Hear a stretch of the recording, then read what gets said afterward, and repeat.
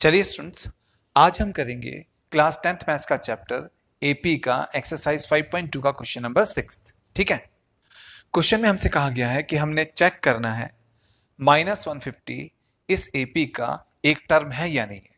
तो क्वेश्चन बहुत ही सिंपल है, हमें एक एपी गिवन है और हमने ये चेक करना है कि इस एपी का -150 एक टर्म है या नहीं है। ठीक है, तो चलिए सॉल्यूशन स्टार्ट करते हैं। देखिए स्टूडेंट्स, क्वेश्चन में जो एपी हमको गिवन है उसको यहां पर हमने नोट डाउन कर दिया है। इस एपी का फर्स्ट टर्म है 11, फर्स्ट टर्म को हम ए से डिनोट करते हैं, तो ए यहां पर हमारा है 11। ठीक है, अब हम कॉमन डिफरेंस डी को निकालेंगे। कॉमन डिफरेंस डी को निकालने के लिए हम कोई भी दो कंसेक्यूटिव टर्म लेते हैं, फिर हम बाद वाले टर्म में से पहले वाले टर्म को माइनस करके कॉमन डिफरेंस डी को निकालते हैं। अभी हम क्या करेंगे, अभी हम सेकंड टर्म में से फर्स्ट टर्म को माइनस करके कॉमन डिफरेंस डी को निकालेंगे।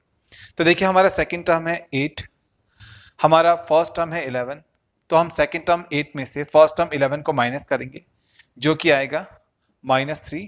तो यहां पर हमारा कॉमन डिफरेंस डी आ गया -3। ठीक है, अब देखिए स्टूडेंट्स, क्योंकि हमने ये चेक करना है कि -150 इस एपी का एक टर्म है या नहीं, तो इसके लिए हम क्या करेंगे, इसके लिए हम ये सपोज करेंगे कि -150 इस एपी का nth नंबर का टर्म है।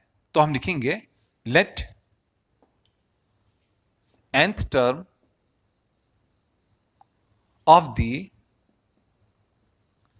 given AP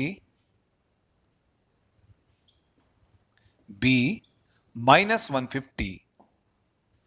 अब देखिए स्टूडेंट्स, यहां पर हमने -150 का इस AP में number of term n suppose किया है, एंड आपने अच्छी तरीके से याद रखना है AP में एक टर्म जिस नंबर पर आता है उसे हम उसका नंबर ऑफ टर्म कहते हैं, उसे हम n से डिनोट करते हैं, उसे हम n से रिप्रेजेंट करते हैं। एंड आपने अच्छी तरीके से याद रखना है कि जो नंबर ऑफ टर्म n होता है वो हमेशा नेचुरल नंबर में लिखा जाता है, वो नेचुरल नंबर में होता है। Number of term n natural number में होता है। एंड ये भी आपने अच्छी तरीके से याद रखना है कि n जो होता है, जो नंबर ऑफ टर्म होता है, वो कभी भी माइनस में नहीं होता है। नंबर ऑफ टर्म n कभी भी फ्रैक्शनल नंबर में नहीं होता है। नंबर ऑफ टर्म n कभी भी डेसिमल पॉइंट में नहीं होता है। ठीक है, इस बात को आप यहां पर अच्छी तरीके से समझ सकते हैं। देखिए, यहां पर हमारे पास में हमारा एपी है जिसका ये फर्स्ट टर्म है, तो इसका नंबर ऑफ टर्म 1 होगा। ये सेकेंड टर्म है तो इसका नंबर ऑफ टर्म 2 होगा। ये थर्ड टर्म है तो इसका नंबर ऑफ टर्म 3 होगा। ये फोर्थ टर्म है तो इसका नंबर ऑफ टर्म 4 होगा। तो यहां पर देख करके ये हम अच्छी तरीके से समझ ले रहे हैं कि एपी में जो नंबर ऑफ टर्म्स हमारे पास में आते हैं वो हमेशा 1 2 3 4 5 6 सो ऑन इस प्रकार से आते हैं, नेचुरल नंबर में आते हैं। ठीक है, बस इसी कंसेप्ट को लेकर के हम इस क्वेश्चन को भी सॉल्व करेंगे। ठीक है, अब देखिए स्टूडेंट्स, यहां पर हमने -150 का number of term n suppose किया हुआ है। इस एपी में -150 का हमने number of term n suppose किया है। अब हम इस n का वैल्यू को निकालेंगे। अगर n का वैल्यू नेचुरल नंबर में आया, ठीक है, अगर n का वैल्यू नेचुरल नंबर में आया तो इसका मतलब -150 इस एपी का एक टर्म होगा। लेकिन अगर n का वैल्यू नेचुरल नंबर में नहीं आया, वो माइनस में आया या फ्रैक्शनल नंबर में आया या डेसिमल पॉइंट में आया, तो इसका मतलब यह होगा कि -150 इस एपी में नहीं आएगा, -150 इस एपी का एक टर्म नहीं होगा। ठीक है, तो चलिए इसी कंसेप्ट को लेकर के हम क्वेश्चन को आगे सॉल्व करते हैं। ठीक है, देखिए स्टूडेंट्स, यहां पर हमने -150 को इस एपी का nth टर्म सपोज किया हुआ है। nth टर्म को हम an से डिनोट करते हैं, तो यहां पर हमारा जो an होगा ना, वो होगा -150। ठीक है, अब देखिए स्टूडेंट्स, an को हम लिखते हैं, an हमारा होता है a प्लस n-1d। ठीक है, आपने याद रखना है कि an को जब हमने निकालना होता है तो हम कैसे निकालते हैं हम a प्लस n-1d लेकर के। ठीक है ना, तो इस प्रकार से हम an को निकाल सकते हैं। तो देखिए, हमने an की जगह पे लिख लिया a प्लस n-1d। ठीक है, अब देखिए राइट हैंड साइड में हमारे पास में है -150, तो राइट हैंड साइड में हम लिखेंगे -150। करेक्ट, चलिए अब हम आगे सॉल्व करते हैं क्वेश्चन को।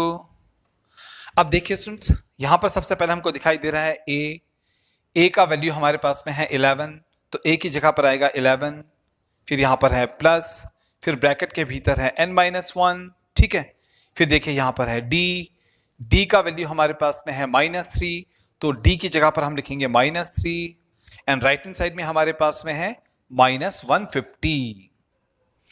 अब हम 11 को लेफ्ट से राइट में लेकर के जाएंगे, तब हमारा ये इक्वेशन हो जाएगा, लेफ्ट हैंड साइड में रह जाएगा n-1 इंटू में -3 एंड राइट हैंड साइड में हो जाएगा -150 -11। ठीक है, देखिए जब 11 लेफ्ट से राइट में जाएगा तो राइट हैंड साइड में जाकर के हो जाएगा -11, तब हमारे पास में राइट हैंड साइड में हो जाएगा -150 -11, -150 -11 होता है -161। ठीक है, अब हम इस -3 को ना लेफ्ट से राइट में लेकर के जाएंगे। ठीक है, तो जब हम -3 को लेफ्ट से राइट में लेकर के जाएंगे तो ये -161 के नीचे डिवाइड में आ जाएगा। ठीक है, तब लेफ्ट हैंड साइड में रह जाएगा n-1,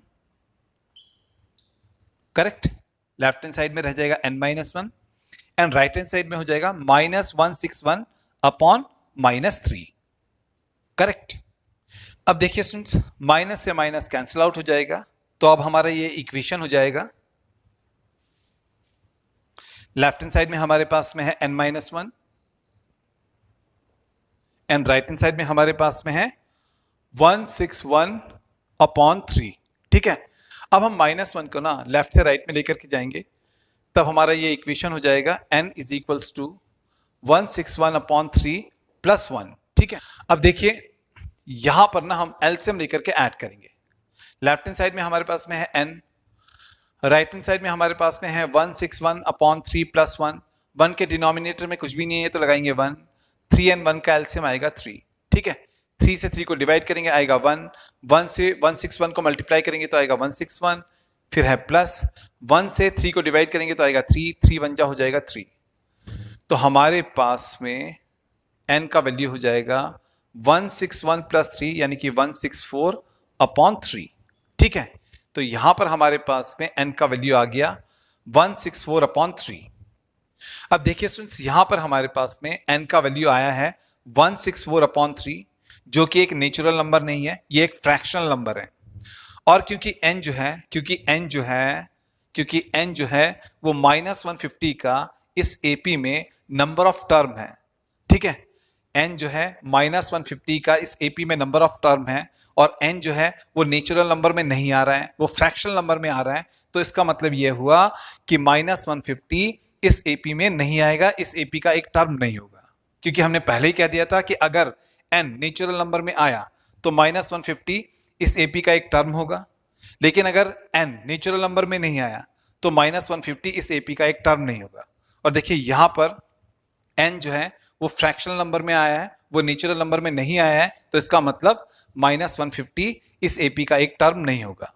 तो हम लिखेंगे हियर जो n है वो है 164 upon 3 is not a natural number, और ये नेचुरल नंबर नहीं है,